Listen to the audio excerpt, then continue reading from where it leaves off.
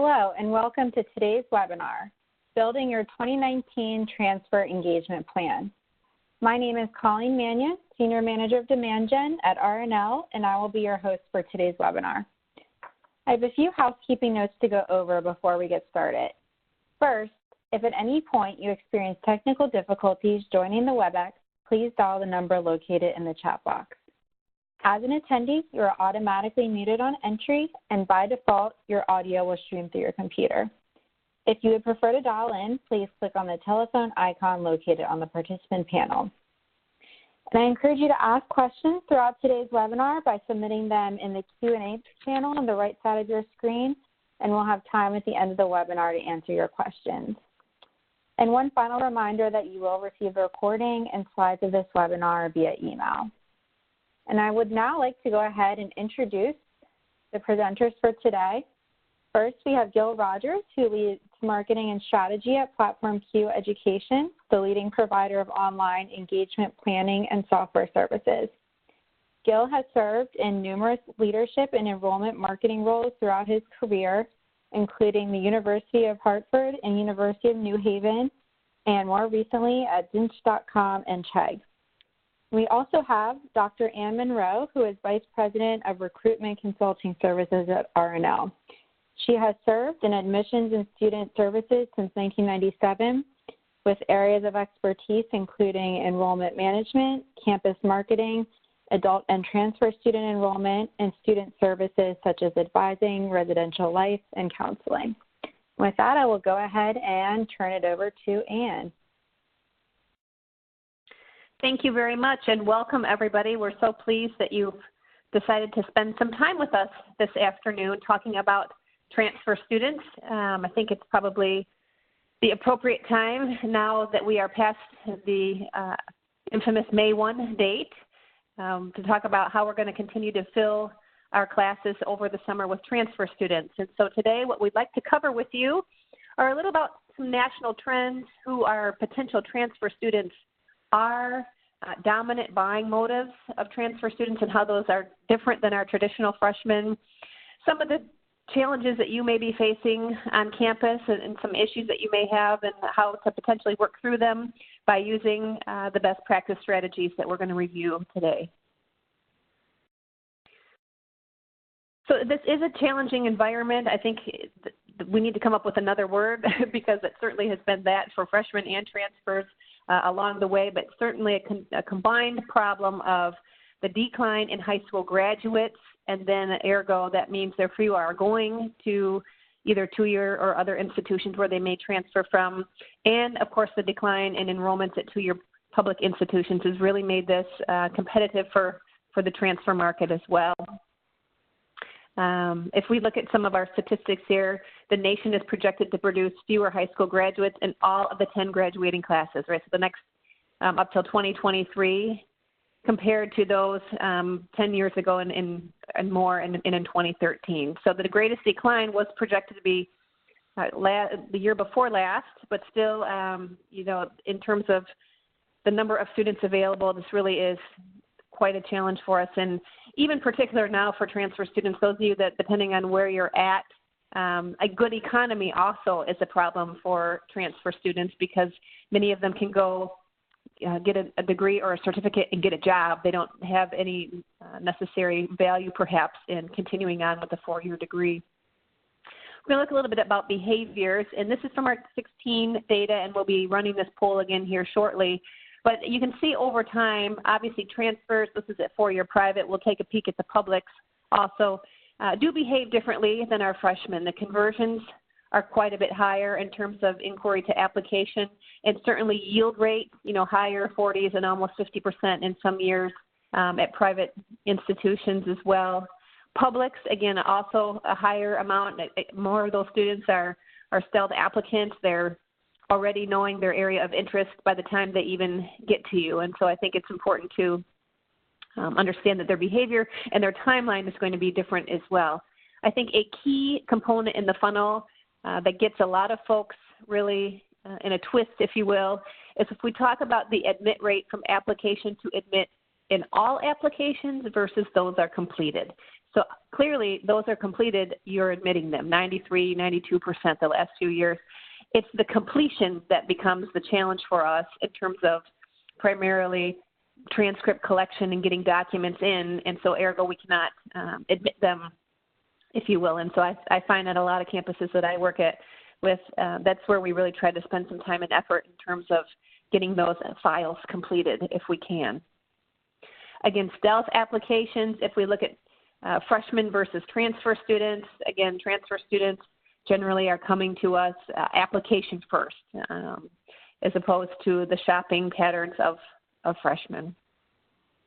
And in terms of overall enrollments, we can look by sector and by type of institution, size, et cetera, but generally really flat but really declining, except for one sector, the large four-year private, really declining enrollments overall for new full-time undergraduates in the transfer market, some as low as 17%, some as high perhaps as 7 or 8, but generally most folks overall are down in this enrollment sector.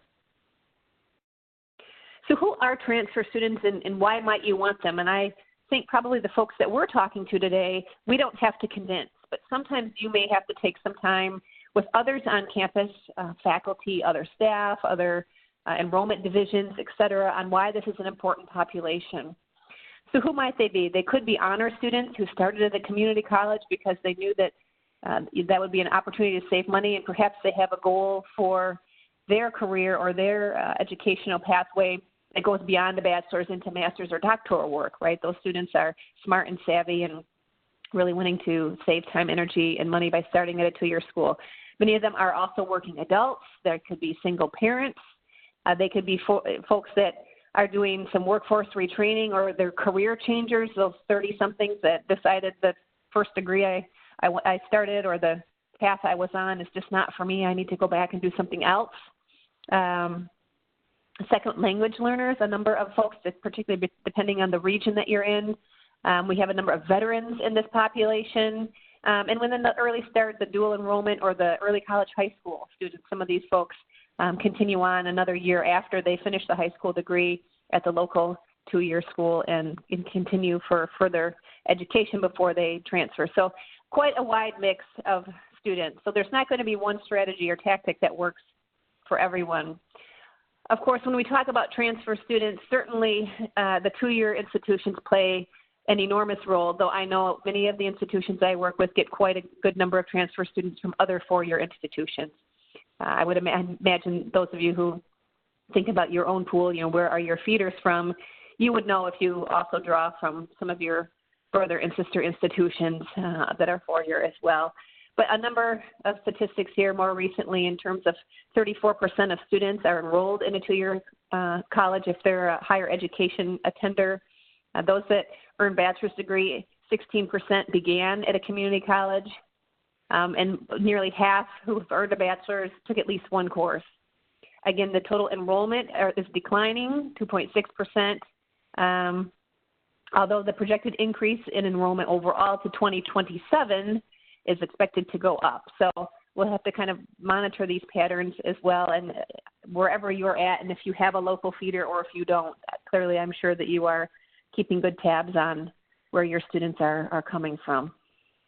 Why might you want them? So number one, there's a potential for some additional diverse populations, and that doesn't necessarily mean ethnicity, but that means age, experience, veteran status, et cetera. There's a potential there to add to the mix of your students, if you will. There's the opportunity also to fill upper level courses and classes. So if students are coming in as sophomores and juniors, they're able to take those upper level classes that if your retention is not where it is, perhaps you have some vacant seats that have been left by freshmen and sophomore who decided to go do something else. And so we have some availability often in these upper level courses.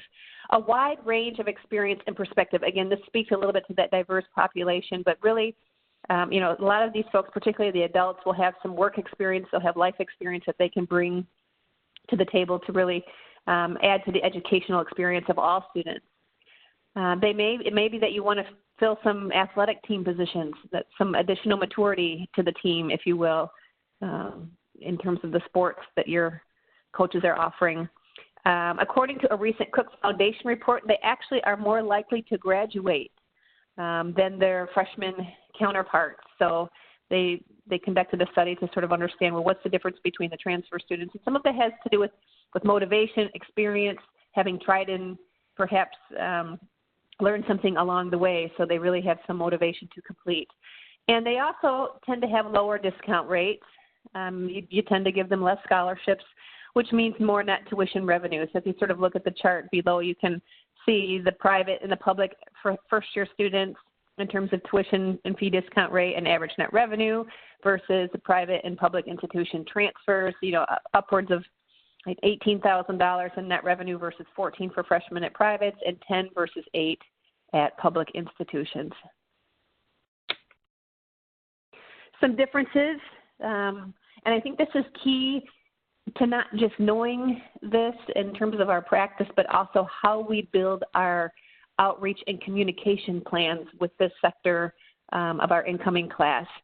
Most of the time, they have already selected a major. Not always, but most of the time they're on some path that they know where they're wanting to go. Often is working an off-campus job and often full-time. So how do we accommodate for that in our services, right? Are we open before 8 or after 5 or on a weekend? Or do we have these services available self-service online that students can do? They might be married, they might have a family, old in terms of being an adult, and have other priorities than just college. They will often wait to apply 3 to 6 months before the semester. So those of you that are doing this understand that this is kind of the pattern, right? They're not necessarily applying in August or September of 2019 for fall of 2020. They're thinking about, I need to do this, I need to do it now, and they really want to get those steps done in a timely and efficient manner.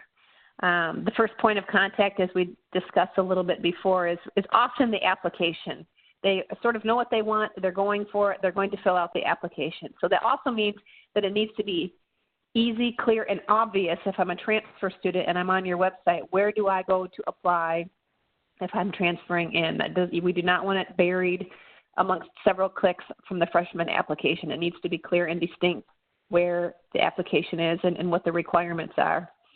Conversion and yield strategies are almost one and the same, again, because once they decide they're going to transfer, they want to act quickly, and they really want to get those steps done. Again, for those of us who've worked with transfer students for a number of years, the one-stop day is a great way to get folks in and through. They want to be able to apply, get admitted, have the transcript evaluated, figure out what's left on the time to degree, and by the way, is my financial aid package here? I'm ready to go.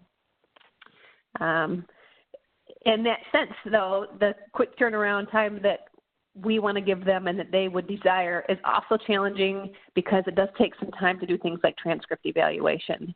And, of course, getting them to complete the process, right? So they're transferring from 3 or 4 schools, and they have 2 of the transcripts in, but we need the other 2. So it's kind of a double-edged sword, if you will, because we want to be timely, we want to be helpful, we want to be efficient. They want that too. But there are other things we're asking them to do that our freshmen do not have the time, the requirements to do, if you will. Dominant buying motives, right? So some of the same. One of the mantras that we often speak with when we're working with our campus partners is, students want to know by and large, do you have my program? Are you any good at it? And can I afford to go here? Freshman, transfer, adult, young person, et cetera. But these are a little bit more nuanced in terms of transfer students. So certainly financial, perhaps they were deciding what they wanted to do. Maybe they came into their first institution as an undecided or a deciding student, and then they realized what they want to do the current institution does not have. They want to complete the degree. They have done the associate, and they want to finish the bachelor's degree now. They have done one key step, and they want to continue on with their education.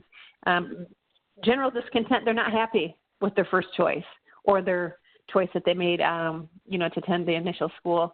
Family situation may change, or job situation. Maybe there's a desire for them to be closer to home. Maybe, some students think going super far away from mom and dad is a great idea, and then they realize that's not all it was cracked up to be. And so that can certainly be a reason as well. And again, many other reasons personal, et cetera, that we know from transfer students. So the key three, if you will, number one, transferability of courses, and this is within the general education requirements and the major field. And I know those of us that are on the phone, some of you will look at these and I can hear the groans and collective sighs because you know this is a problem at your institution where sometimes folks don't want to take a class or they only want the students to take a particular course that you offer. Some states are better than others at this in terms of having a state system for transfers, while others it's course-by-course evaluation, et cetera.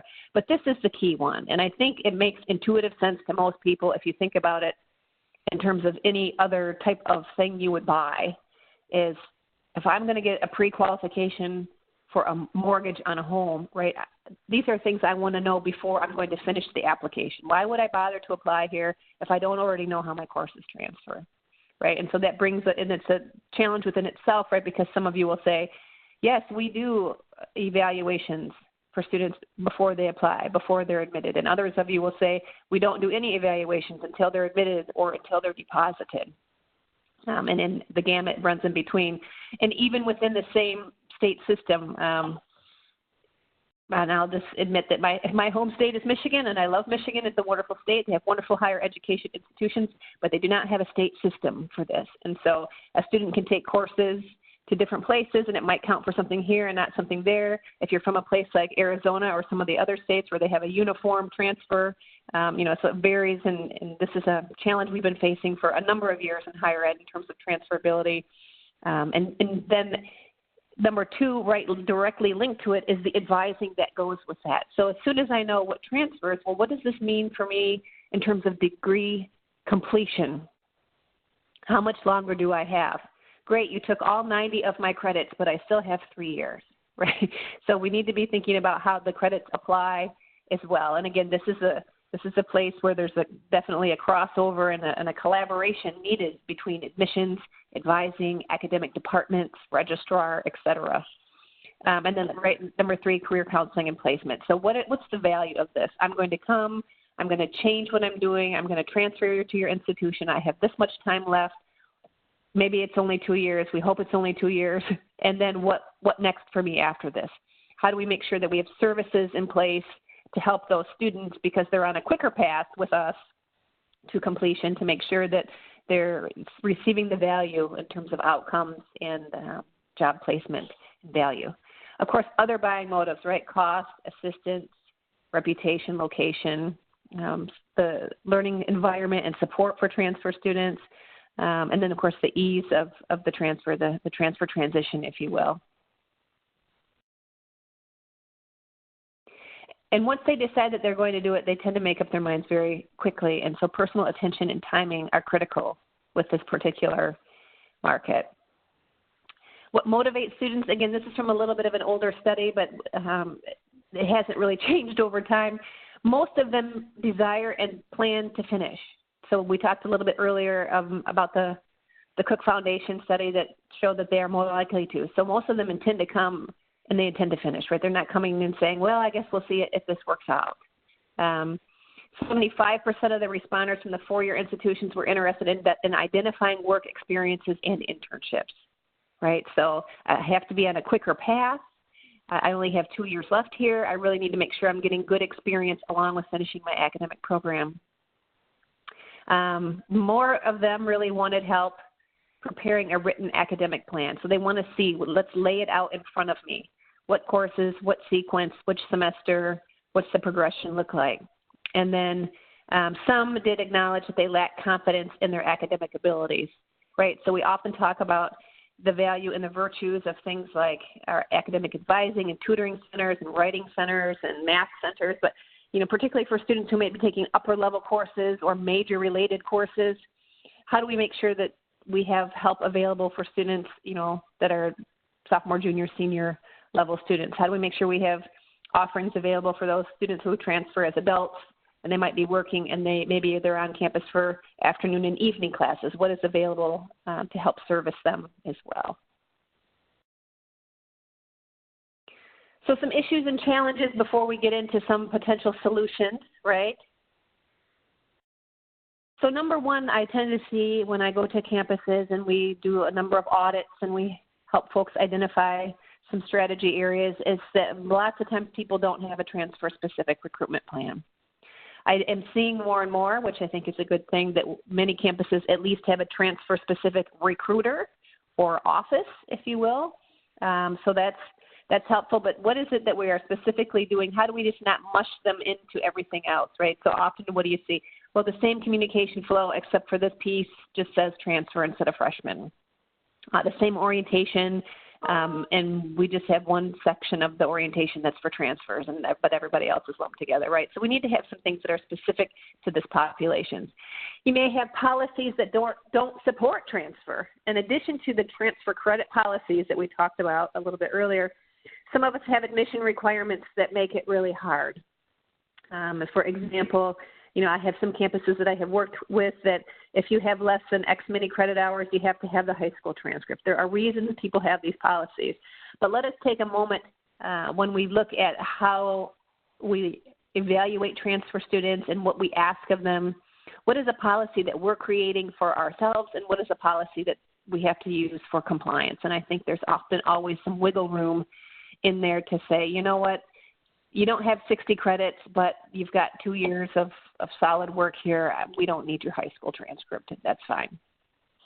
A challenge can be building the transfer inquiry pool, right? So they're not like freshmen where I can just go to the College Board or ACT or NRCCUA and say, I'm going to buy a bunch of freshmen, bunch of names, sophomores, juniors, and seniors, right? So there are some places where we can get students, but it's quite a harder opportunity in terms of having a ready pool, if you will, of students.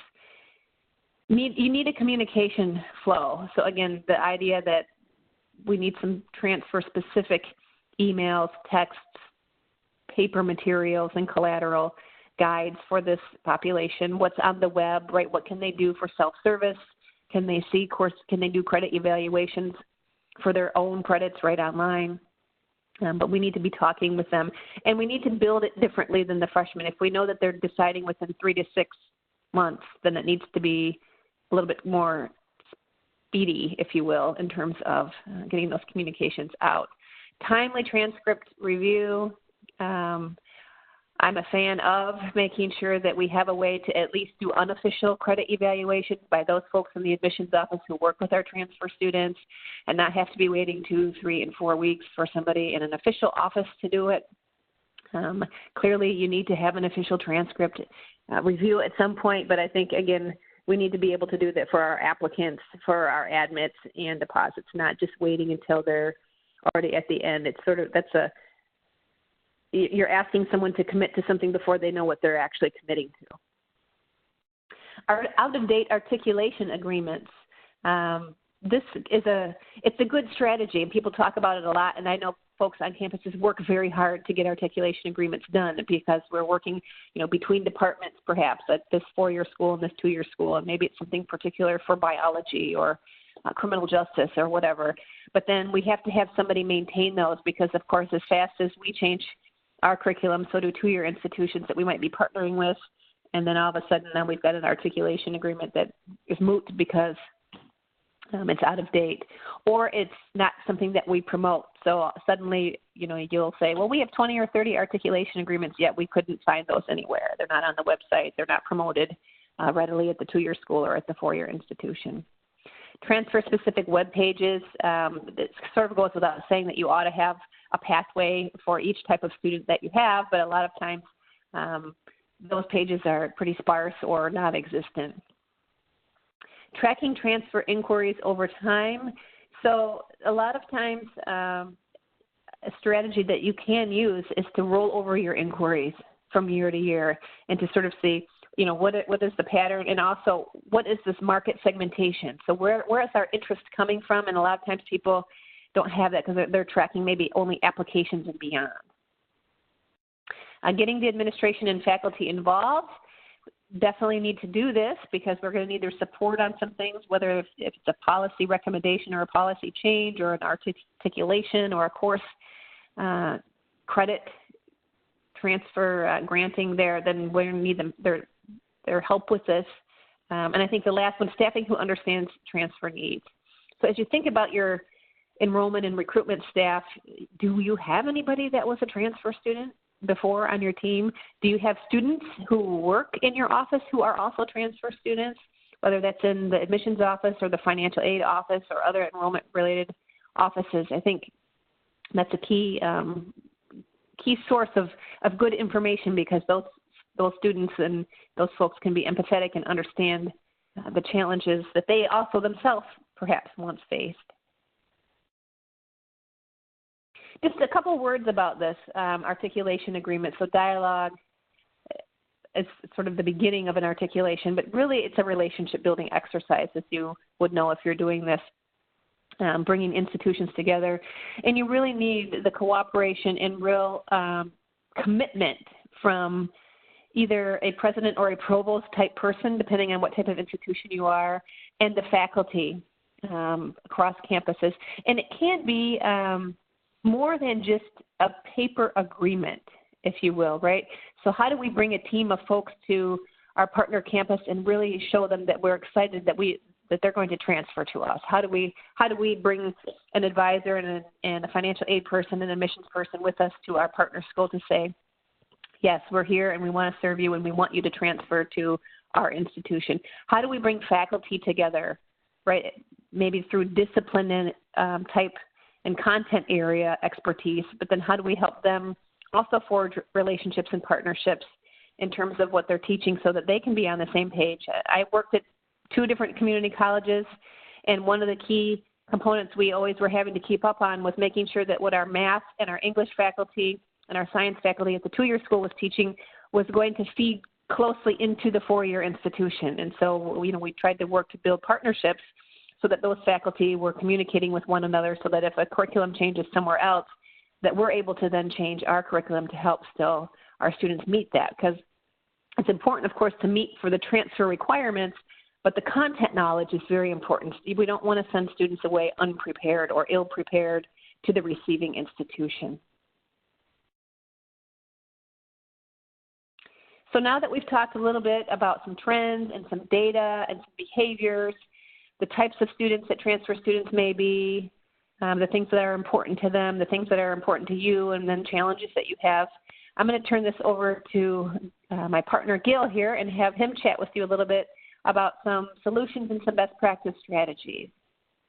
Awesome. Thank you so much, Ann. And I think it's critical when we have these types of conversations to really have an understanding of the lay of the land, the lay of the marketplace, the student perspective, because quite candidly, anytime you're putting together a plan, if you don't have the understanding of those factors in place, then your plan is pretty incomplete, right? So thank you so much for adding that, because I think it helps us get grounded on what the realistic things that we can think about when we're putting together our plans and programs. There actually were a couple of questions in the question and answer box. I'm going to pause there for a second before we get into the best practice strategies.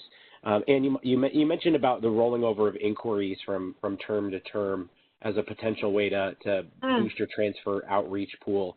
One of the couple of the questions about are recommending. I would imagine one of the questions from Chad is rolling over inquiries as inquiries or rolling them over as prospects.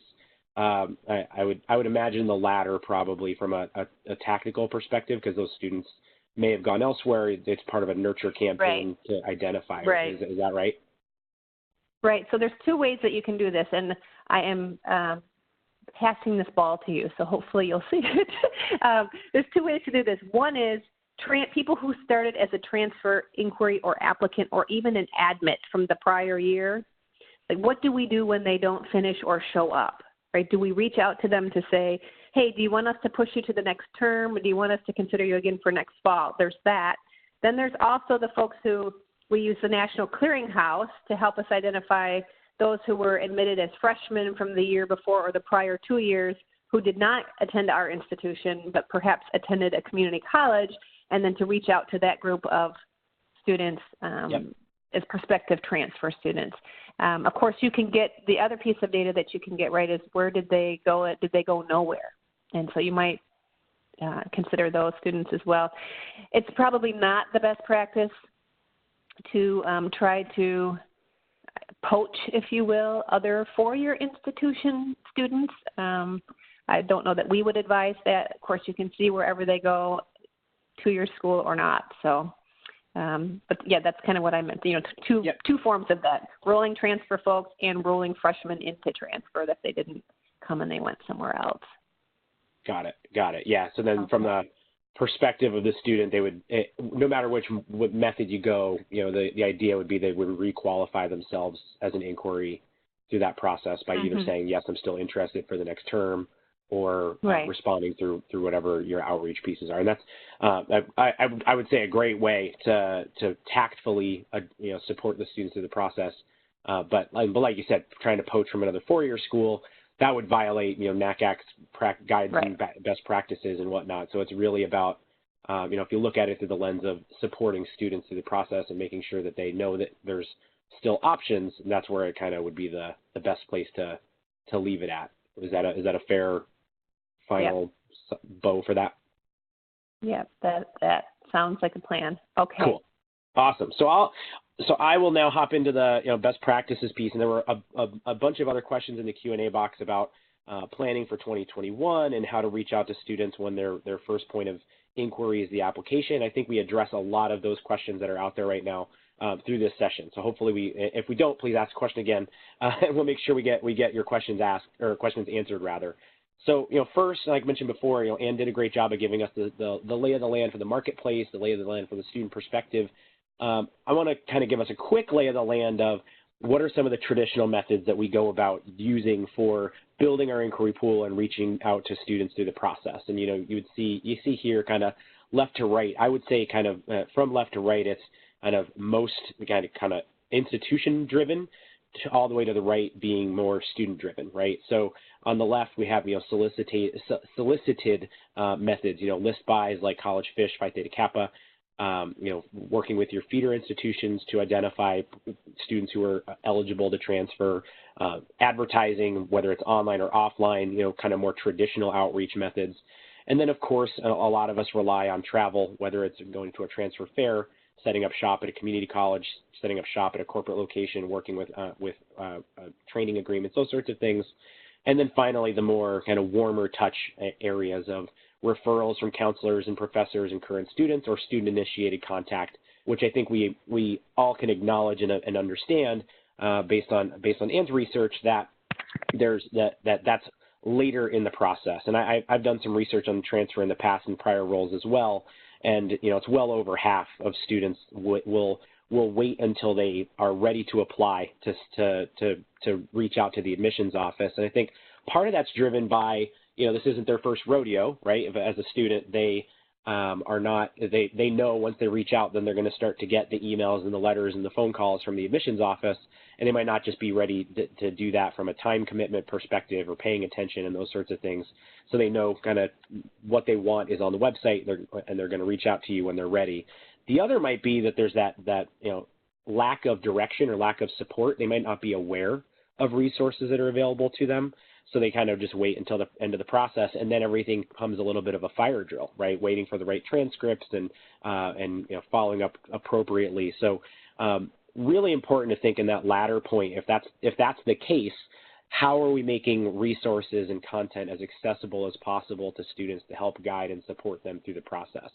So, you know, some other, you know, ways that we might think about reaching out to inquiry pool, like basic things like kiosks in a mall, right? I've seen a lot of those, and that's one of the things driving the arrow downward instead of upward on this graphic, to be candid. You know, there are ways that, you know, setting up the articulation agreements, joint admissions programs. Ann mentioned rollovers from National Student Clearinghouse. You know, looking at students who were denied before but didn't go to a four-year school, kind of going back we were talking about before. But the challenge that we run into here with a lot of these, everything from the prior slide and this slide, is that a lot of these efforts cost time and money, and many of them are difficult to measure, right? Or if they are measured, the volume of the interactions oftentimes don't justify the time and financial commitment, right? When I think about transfer fairs as one example, you know, these are an opportunity for sure to engage with students that in an in-person way, which is of course important. But oftentimes a lot of the students that you meet at a transfer fair are students who are already in your pipeline, which again, not a bad interaction at all, but if the goal is to grow interest, then we have to think about other ways, right? And if, for the most part, a lot of the ways that we've been reaching transfer students is the way we've always done it, right? And, you know, when I look at the questions that have come into the question and answer box already, it's, you know, how do we treat transfer students differently through the process? It's you know, you have the opportunity now to, you know, and one of the questions was about the application if you're using like Common App or Universal App. A lot of these resources are very freshman focused. And I think it's first, you know, kind of doing an audit of that whole process and saying, what are things that a transfer student does not need to tell us and does not need to do that a first-year student would, and let's remove that from the application, right? If you have if you're using Slate or you're using TargetX or using another CRM, do you have an application system that is dedicated? Here is the transfer application, and make it more simple for them. The other is the marketing tactics, right? So when we think about continuous engagement, you know, from prospect through enrolled student, there are a number of things that are kind of the cost of doing business, and that you do because that if you don't, you lose that credibility factor, the visibility factor. You know, travel is one of those, right? You know, I mentioned before about transfer fairs.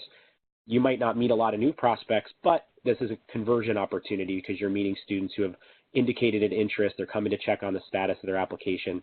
These are things that you're going to do. You know, digital advertising has evolved in a lot of ways where you can be as precise as the campus of your feeder schools when you want to serve digital marketing to the students who are on that campus. So it's maximizing your utility there. Having chatbots available on your website. These are all things that have come along as ways to reach and engage students. And one of the newer ways that we've seen it with respect to, and to answer the questions about future classes and about treating transfer students differently than a first-year student, is with leveraging tools like social media streaming, webcasting, and live online chats. You know, the benefit of these types of programs is you can create tailored content specifically for those audiences and drive those audiences to it directly via email, SMS, and through your website and through social media to connect them to the content that's important to them. So instead of hosting an application workshop that's for all students, and then you confuse a portion of that base by having content that's really only first-year student focused, why not have a transfer student information session, transfer student application workshop, you know, focusing on that content specifically and only inviting those students to that webcast to make it more personalized and tailored, and making yourself more accessible with you know, chat tool on your web. Have a chat tool available on the transfer page on your website to have a counselor available every day from 4 to 6 or whatever it is, to make sure that you're able to drive as much engagement as possible beyond these traditional legacy tactics, which are, again, of course, is still an important piece. But how do we layer these strategies on into this fold to boost conversion and to boost yield? So when we talk about webcasting and streaming and chat, you know, one platform we would, of course, recommend is Conduit, which is produced by Platform Q Education. But when we think about Conduit, what we're really talking about is those two distinct strategies of webcasting and streaming and live chat. So when you're thinking about building out that overall plan, it's what's that combination of those strategies. You know, your team doesn't have unlimited resources, unlimited time. So what's your combination of live events versus recorded content, on-demand content, and social media content, and where does it live, right? Social media is a little bit more broader in scope. You know, you don't know every student who watches your video on YouTube, but you do know every student who watches your video on a Conduit platform because they're identified as part of that process. Same with live chats. You know, how do you embed that live chat widget on your website like we spoke about before, to make your content accessible and available and your team accessible and available to your prospective students. So here's one quick example of you know, live in process. You know, University of Missouri St. Louis is heavily focused on transfer student outreach this time of year. They have chats on a regularly scheduled basis. Everything in yellow is transfer specific. Scheduled chats and scheduled and dedicated content specifically for transfer students. And like Ann mentioned before, that's a big component of all of this, is making sure that the content that you're producing, whether it's your traditional email campaign or your traditional letter programs or your newer web-based content like webcasts and chats, having dedicated content for transfer students is going to be a key component to this, because otherwise it's going to continue to perpetuate kind of that challenge that transfer students have, where they feel like the services are not tailored to them. They feel like these are hurdles in their way because the process isn't really built for them. And as they become a more important part of your overall strategy, it's going to be important to have a dedicated program for them. Just like if you're thinking about graduate or international, it's another population of students that needs dedicated content and dedicated support that's tailored to them. So really thinking about how you segment your students. Other things, think about beyond communication programs is how do we leverage these communication programs to address buying motives and concerns of students. Transfer students are just like normal consumers. They want immediate gratification. They want the information that they want, on demand, immediately available and accessible for them, right? So how do we facilitate things like on-the-spot transcript evaluation on and off campus? Having transfer guides to help students through the process. Scheduling, like I mentioned before, online presentations to accommodate their busy schedules. When I worked at the University of New Haven, we would do Transfer Tuesdays, which was a great opportunity where we'd have students to come in, do on-site admissions and transfer credit evaluations to get a campus tour. But what about those students that have to work on Tuesday, right? The normal open house for a traditional first-year undergrad isn't going to be the appropriate stopgap for them. So make content that's available for them and drive them to it via those communication channels, so that they're able to get access to what they want to do and the information that they're looking for. When we're thinking about travel as one of the ways we reach students, off-campus visit programs, visiting your feeder schools, other schools in your primary market, and even exploring secondary markets if you have the time to do that, is a great way to introduce yourself, especially if you have a unique program that draws students to your institution from a secondary market that they might not be able to get in their home market. Also, again, thinking about the combination of the online and offline. Once you're done with that travel program, once you've gone to where they are, how do you continuously engage those students? And it's that combination of driving them to on-demand content on your website where we know that they are and we know that they're researching, and leveraging that content to be able to drive students to identify themselves earlier, right? When we spoke before about how most students don't reach out until they're actually ready to apply, this is a great way for you to be able to identify who those students are, because once they're on a platform, especially one like Conduit, they're identified as an inquiry versus anonymous web traffic on simply social media or on your website. The same goes with on-campus programs. So offering, like Ann mentioned before, transcript evaluations and academic advising, separating out visit opportunities from freshmen so it's not the same experience, because the concerns of a transfer student are going to be different than that of a first-year student. So facilitating things like meeting with faculty members, learning about the transfer process, dedicating an event specifically for transfer students, and then following up again with online events that fill in the gaps between the event that a student might not be able to make because of their schedule, and being able to connect with you on the platform that they're going to, which is your web-based content. So making sure that content is visible and available and accessible. Ann mentioned before as well about communication flows and tailoring the communications. This is something that we talk about pretty regularly when we talk about transfer outreach, and we're going to continue to do it until everybody's doing it. But truly segmenting your marketing so that the information that a transfer student is receiving addresses transfer concerns. It's not always about the new residence hall or the new recreation center or the new things that are more kind of campus life focused for a transfer student. For a transfer student, a lot of it is how many of my credits will transfer and how long is it going to take me to finish, right? And so they've been through the sales process of higher ed before, learning about the different opportunities and learning about what's right for them. The list is probably pretty short. So it's more about those factors. So how do you how do you condense that timetable to get them to really what they need as part of that process? And then again, connecting the online with the offline, making webcast chats, streams, email, texting, using a true multi-channel, multi-touch approach to supplement the standard communication with online first content specifically for this audience, which is a little bit more stealthy, even more stealthy, I should say, than a first-year student program. Financial aid and scholarships, of course, is another way of especially boosting yield, right? Having, a conversion and yield strategy around these types of programs.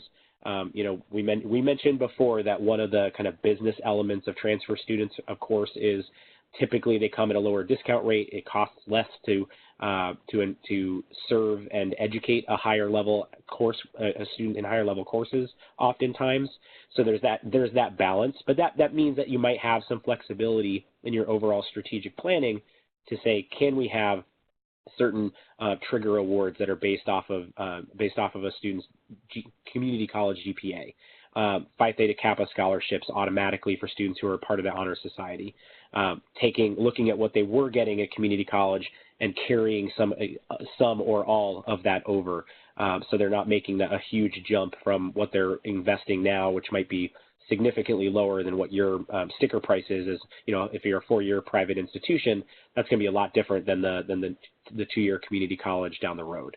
So figuring out how to communicate the cost element and also showcasing the outcomes is a big piece of this. We mentioned before, database tracking, rolling over of non-matriculants in appropriate ways, putting students in as prospects and remarketing to them throughout the process. I'm not going to spend a lot of time here, but really taking those students who you have identified as prospects and inviting them to your content, right? So it's that combination of phone calls and texting and making your staff available, on-demand content, leveraging the data on their interactions with you to drive future investments of their time and effort, so that they come to you through that process. And then finally, it's all about the final piece here with other issues. It's all about service, right? And we've mentioned this before, that a transfer student has potentially a much different schedule than a traditional first-year undergrad. Are resources available to them once they're on campus to really drive that feeling of fit and really support and show that they're supported? Are you offering opportunities outside of normal business hours for students to meet with admissions and financial aid staff? Are you available on campus? Are you making your website content available and accessible? Even things like parking that's available in the afternoons and evenings. Childcare for students for prospective students who might be who might have that need as part of for the time of day they're coming to visit campus. And that again drives home that point of making the content, all of the content that you're producing for those on-campus visits, making them available on demand online, so that students who can't get there, if you're not able to have the full service of the time on campus, making that content available for students as well via the online channels. So again, it goes back to that whole point of layering your strategies and layering your support so that your team is available and supportive and helping the transfer student population get to the content that they need, which is going to be things around financing, transfer credits, and time to graduate. And then the last piece, and I mentioned this before, is, are you a good fit, right? We're in a competitive landscape for sure, right? And students have options, but sometimes your institution isn't the best fit based on the student's needs. So it's being okay with helping that student find a better opportunity, being truly an admissions counselor to these students and helping them through the process and helping them identify the right opportunity for them. And candidly, by making your information as available and accessible via as many channels as possible is going to be what helps them to make that decision more quickly, so that you can focus your effort on the students who are a best fit to get them enrolled and successful at your institution. So before we open to question and answers, we're going to open up a quick poll question. If you'd like to learn more from RNL and Platform Q about how we can help evaluate and support your transfer student engagement initiatives, and that would include, potentially an audit of your overall transfer plans and how you're going about determining, market opportunity. It's going to be what your overall communication plan looks like and how it could be tailored with a combination of online and offline. Feel free to just click that yes in the poll question that should have appeared on the right-hand side. We're going to leave that up for the duration of the presentation today to see it. If you're interested, just go ahead and click yes and submit it, and a member of our team will reach out to you within the next couple of weeks or so to set up a time to chat. So with that, Anne, thank you so much again for everything you added at the top. We've got a bunch of questions in here that I'm gonna either address myself or throw to you to see. So one quick reminder to everyone who's attending the presentation: if you have questions for Anne or myself, feel free to throw them in that question and answer box, and we'll be able to answer those questions for the last few minutes that we have today. So I've got a question for you, Anne, from Chris. We'll start here. Is it common for admissions staff to use National Clearinghouse for recruit back information, i.e. recruited freshman students who went to two-year schools? Yes, absolutely. In fact, and we mentioned that just a little bit briefly, but I know some folks joined in at different times. Definitely it is, and I advise folks to do that. And I would say go back 2 years at least to do that. But certainly I think that's a very standard common practice that institutions do, and I think it also gives you a sense too of who your competitor institutions are, right? So you might know who those are from the 4-year, but if you start to see a 2-year institution creeping up that list, that certainly is a opportunity for a relationship and partnership with that institution, even more so in terms of where students are going with their feet, if you will. So yes. Awesome. I can see now into this. I want to give a thank you. Is her name Heather? Heather, I think is her name, who reminded us that once again, Phi Theta Kappa has rebranded themselves since College Fish, right? This is about 3rd or 4th time. So PTK Connect. So definitely keep rebranding and keep trying to get those PTK names if that's a strategy that you find can work for you. Well, it's rebranding season, right? So yeah, we'll right. make sure we rebrand for the future there. Hannah here has a question about, and I'll lead off, and then Anne, if you want to fill in any blanks. But what are some unique ways to utilize a chatbot? What would you suggest as a best practice for that? So chatbots are a great way to make sure that there's resources available, 24/7, 365 for a student who has a question. And I know RNL has Al, which is their chatbot opportunity, and I'm sure we could get you some information on that. But there's that combination of the bot-enabled offline and then a live event that allows students to connect with a counselor directly.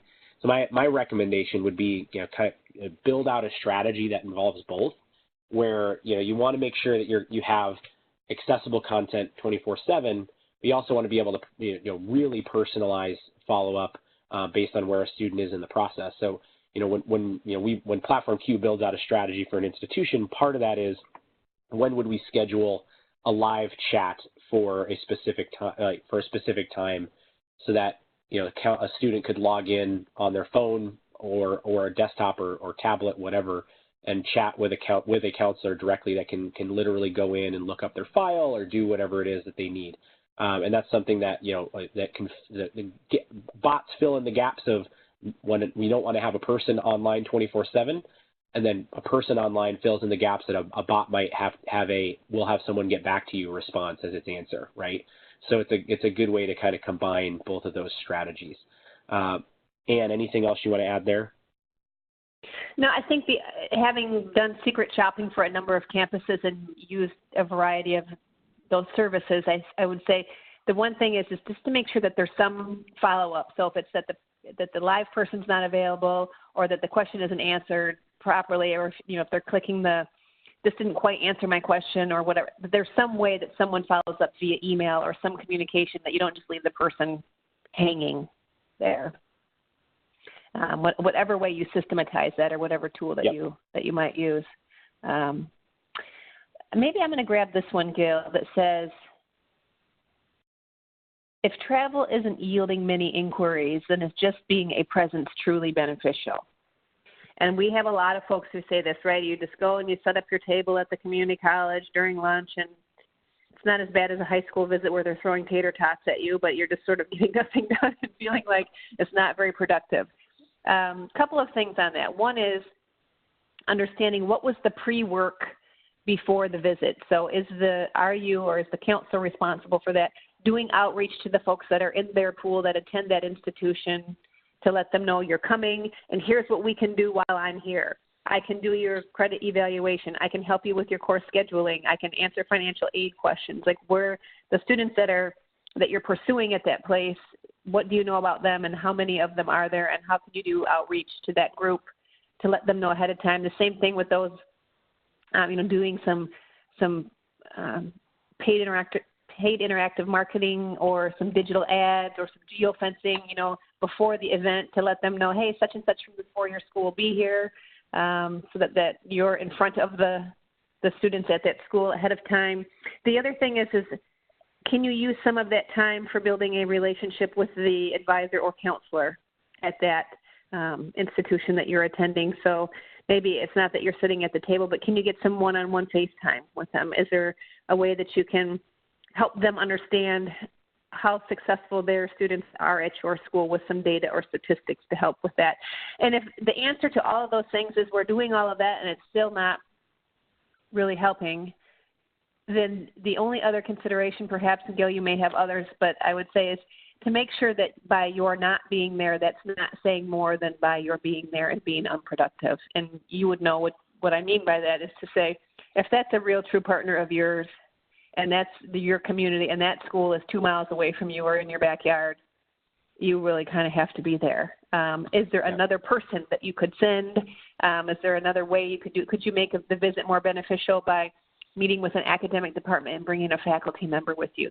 Could there be a different purpose than just the traditional table? But I'd say want to look at a whole lot of things surrounding the physical presence piece to understand maybe why it is or isn't working as well as you might like.